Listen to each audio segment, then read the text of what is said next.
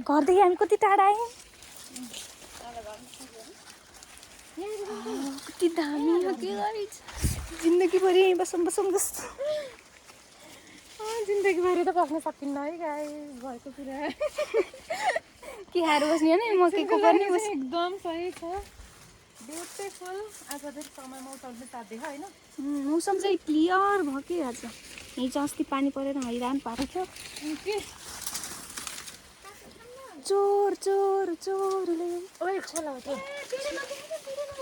उही कालीले के भेटाइदिए जामै गाइछ हामीले यहाँ हेर्दा गाई त्यत्रो फर्सी फल्दो रहेछ यहाँनिर हामीले चाहिँ बिडुला भन्छौँ यहाँ यस्तो फल्छ यसलाई फेरि खान्छौँ क्या हामीले फेरि प्रकृतितिर चाहिँ के भन्नुहुन्छ खानेकुरा भेटायौँ गाइज हामी चाहिँ खानेकुरा लभर हो के बनाउँदै खाँदै गर्छौँ होइन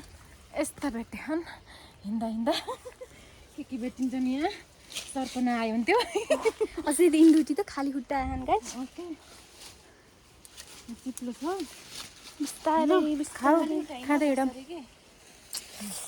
यसको टेस्ट कस्तो हुन्छ मिठो छ यता धेरै पछि खायो पहिला कति खान्थ्यो अझै मिठो रहेछ आधा टिप्नुपर्छ टेस्टी के रे यो बिडुला रे हामीले तपाईँहरूकोतिर के भन्छ गाइज ल फर्सीको मन टिप्नु है तरकारी मिठो खाने हो नुन नहालेको त्यही नि घिउमा मोलेर मामसँग लम्मा खाने हो हामी त कति पराएँ कसको खेत हुने मेरो यहाँ यस्ता पनि भेटिन्छ नि ए बिचरा त्यत्रोलाई त नटिप्नु न कस्तो माया लाग्दो मिठो हुन्छ क्या फेरि भुटेर खाँदाखेरि होइन कस्तो प्योर अर्ग्यानिक औषधि भन्ने ताजा भनेपछि हाम्रै हो यो खेत पनि हाम्रो गाउँ मकै बारीमा खानु उता चाहिँ अर्को गाउँ छ ऊ त्यो चाहिँ हाम्रो घर हो यी चाहिँ हामीहरू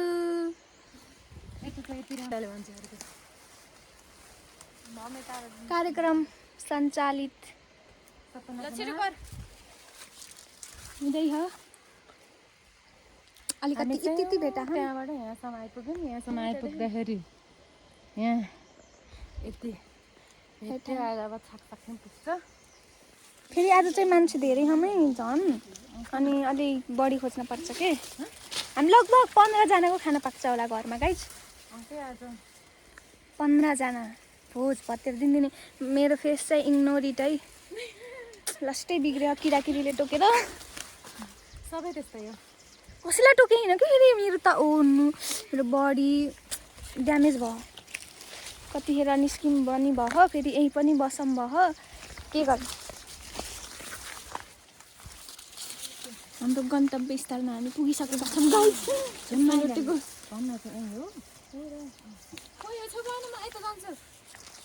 खोइ यता बाटै आइज क्या दिन भयो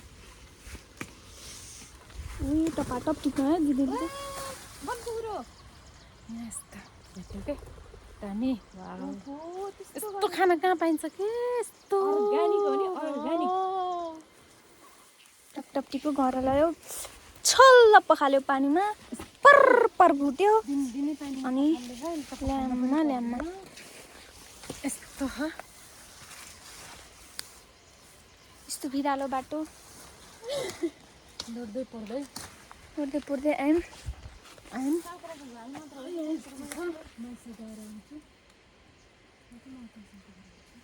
कहाँ हो अब कता जाने माथि हो कति धेरै भेट्यो गाइज एकै ठाउँ राख्दा नि मलाई चाहिँ यो सानो सानो काँक्रो कस्तो मन परेको किन भाँचिहालौँ खाइहालौँ यति पर्यो कुरिलो काँक्रो मिठो दिदी बारीमा छिर्नु अब आइज न धेरै लिएर आउँछ फेरि धेरै काँक्रो पनि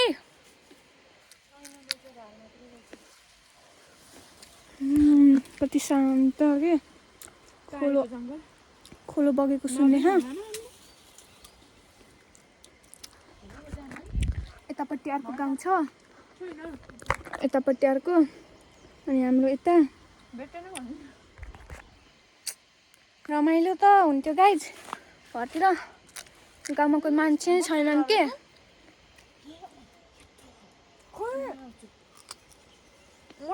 दिदीले के देख्नु हो बाजे हुन्छ अब कम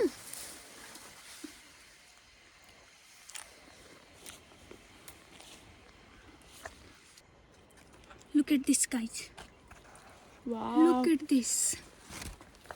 काँक्रो भेटायौँ हामीले यस्तो बारीको बिचमा आएर यति सानोको काँक्रोलाई पनि छोड्दैनौँ नि फेरि हामी कस्तो मिठो छ र हाइटै पुगेन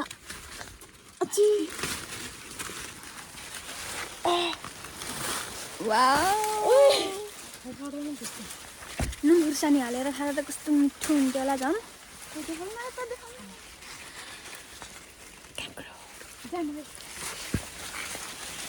अब हामी चाहिँ एडिट गर्न आउँछ दिदीलाई फर्किने कार्यक्रम सुरु घुम्दै फिर्दै जान्छौँ हामी मैले यतिका छोपेर जाने हो यहाँ मैले टिप्दै जान्छु फेरि तिमीले समातेर जाऊ अझै टिप्ने हो त्यतिले त कहाँ कहाँ त्यतिले 15जनाले पुग्छ सङ्गीता के बोलेको बहिनी के ल त्यो समातेर पनि टिप जान्छ है ओके हामी त्यहाँ फर्किने बाटो यस्तो छैत्रे सानो बाटो यो खेतको आली हुन्छ नि त्यही हो के हो खेतको आली तर यहाँ खेत चाहिँ गर्नु न धान लगाउने हो नि गर्नु न मकै गहुँ हुन्छ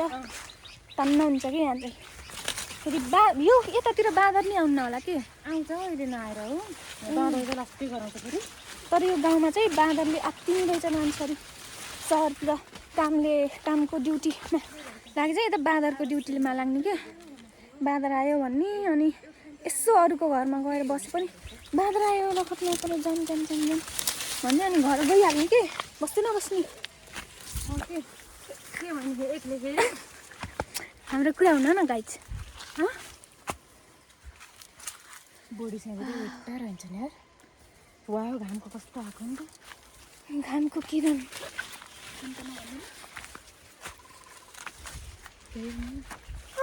हामी गाउँले जिरो नि खोज्यो पात डाँडा पाखा मकैबारी यता हो यता बाटो म यस्तो मकैबारीमा हो अझै कति 500 के हुने मेरो फेस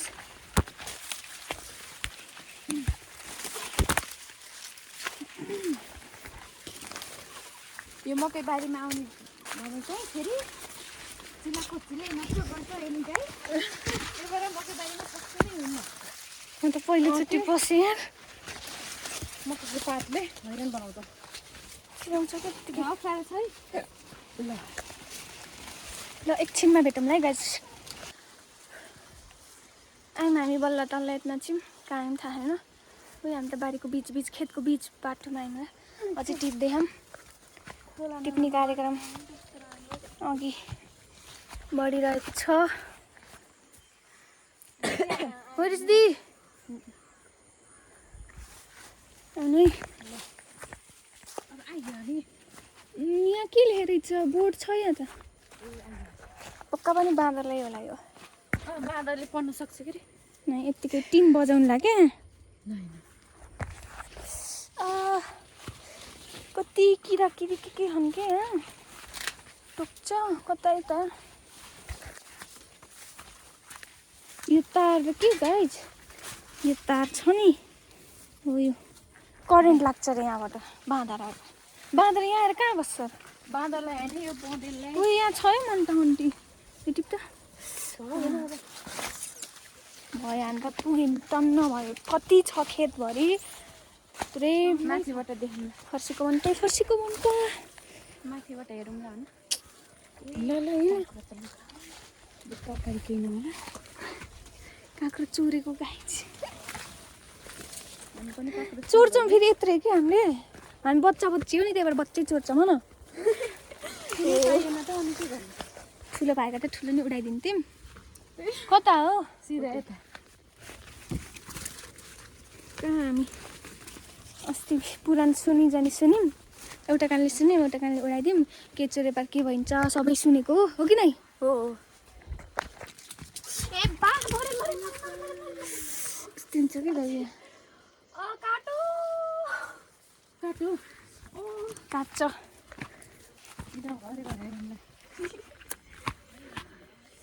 केराको बुट छ सुन्तलाको बुट छ के छ यहाँ पुरै छोडिदिनु अब हामी घर आइसक्यौँ हामी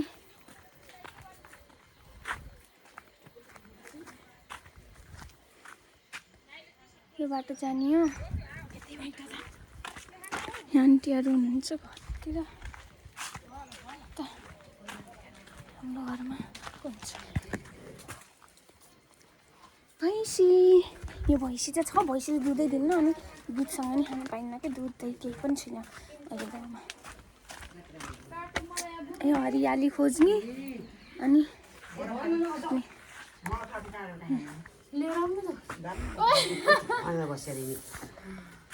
जा भयो भयो बस्नु हामी घर आयौँ अझै तल हो घर त यहीँ बनाउँछौँ जान्छौँ अनि तल गएर पाक्छ खाना बनाउन यहाँ खान्छौँ मात्र काँक्रो हाने हो हामी अस्ति कति धेरै कपडा धोएको यहाँ हेर्नु अहिले पटा आधी कपडा तल रह्यो कपडा धोयौँ उर्यौँ यहाँ हाम्रो एउटा गोलुमोलु मुट्टु मुट्टु खो के यस्तो मुट्टु खो गाइज लुक एट दिस मुट्टु यसलाई हेरेर अस्ति छोरीले त बुवा अरे के हाँसो लगाएर छोरीले यसलाई हेर्दा कति पुरै 25-30 कटे जस्तो हो यो बल्ल 15 वर्षको बच्चा हो मलाई सिकाउँछ गाइस 15 वर्षको बच्चाले हाई भन्नु हाई